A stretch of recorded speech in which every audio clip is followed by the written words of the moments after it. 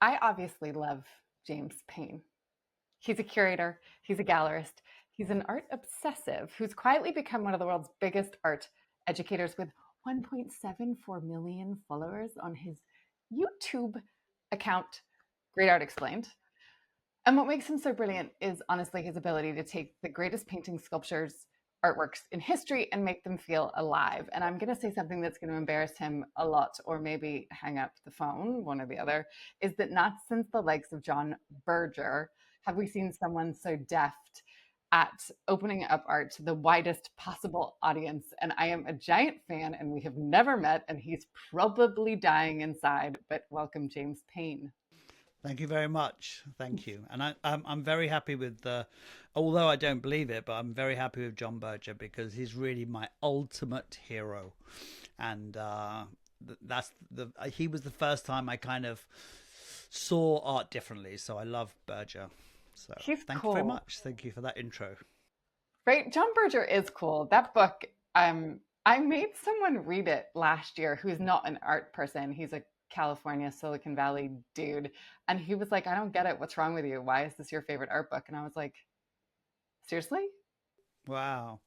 Now, I don't know. It's probably in my top three or four recommending when I recommend books. It's in my top three or four. I think that the thing when because he does everything from that Marxist point of view, and when he talks about landscape paintings being a way of people showing off, it's something just clicked in me. And in fact, I even reread him when I did my film on Gainsborough. So he's way up there for me. Yeah, So yeah. agreed. Agreed. Um, so come on though. How did Great Art Explained even start? Um, probably the most circuitous thing I've ever done in my life, and very strange because I've always been somehow involved in art, always. So I went to even as a kid, I was obsessed with art. And I don't come from an art history background. I studied fine art. I studied to become an artist when I was 34. I decided to go to college. I'd never been and went to Central St Martin's, studied art. Within 6 months, I knew I was the worst artist in history, maybe the second worst artist in history, and I started curating straight away, like while I was at art school, and eventually would open an art gallery. But I've always financed my love of art with tourism. So I was a tour guide for a long time. So for over 20 years, I was a tour guide taking young North American students around the world. So I would take um, like a group of American kids to Paris, would take them to the Louvre, and I would talk about the Mona Lisa beforehand. So, and even 20 years ago when I was doing this, I realized 15 minutes is almost enough. And my channel, if people don't know, is called Great Art Explained in 15 minutes. So most of my videos are, explain it in 50, well, try to explain it in 15 minutes. That's one thing. And then obviously during lockdown, tourism died, tourism was finished. And I thought I'll just wait it out, and I ended up starting to make films just for fun. That's the only reason, for fun. And I decided to start a YouTube channel just because I watched so much YouTube during lockdown, which I'd never done before. And and I didn't do it for the money. I didn't do it as a career. I just did it to keep me occupied, really. So, and my first ever video, which was the Mona Lisa, because honestly, I could honestly talk about the Mona Lisa for 4 or 5 hours easily. I'm just obsessed with that painting, and I did it with my laptop, holding my laptop up to my mouth and recording on the microphone in the laptop because I had no microphone. I didn't know you could buy a microphone. I honestly didn't know anything about it.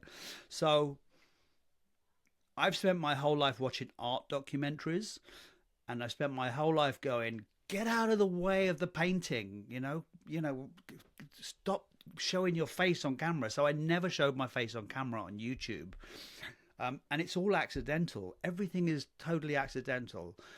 I talk very slowly on my YouTube channel, and that's purely because I'm trying to remember what I wrote, try to remember my script, and I'm trying to enunciate very clearly.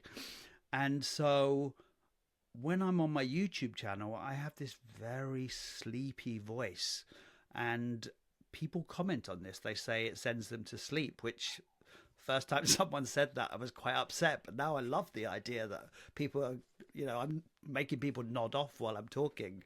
So those are all accidents. So the 15 minutes was an accident. It's just how I'm used to doing things. And setting up the channel was an accident. Within 3 videos, it was up to 100,000 views, which is, your first, that's your first step on there. Then Stephen Fry tweeted about me rather, and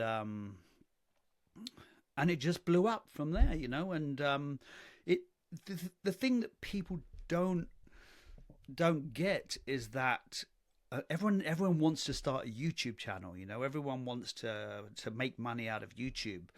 But my videos are not that complicated. They're really quite simple. It's taking one work of art, explaining it in 15 minutes. Sometimes I take a lot longer. And just no gimmicks. Really simple. And I think I'm presenting art in a clear it's a compelling language. And I'm sharing this specialist knowledge without dumbing it down. I never dumb down, never patronize. But I stand by two or three things. One is my channel is aimed at me, someone who spent their whole life in art, or you, Carrie. It's aimed at you as well.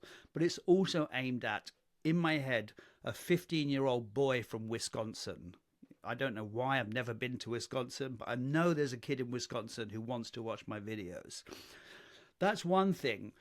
And the other thing is, if I'm going to say postmodern, I know what postmodern is. I know what all these art terms are. Then I explain what postmodern is, because not everyone knows what it is. So simple ideas, and it's trying to make art for everyone and not just for experts. That's what it's for. I want art to be for everyone.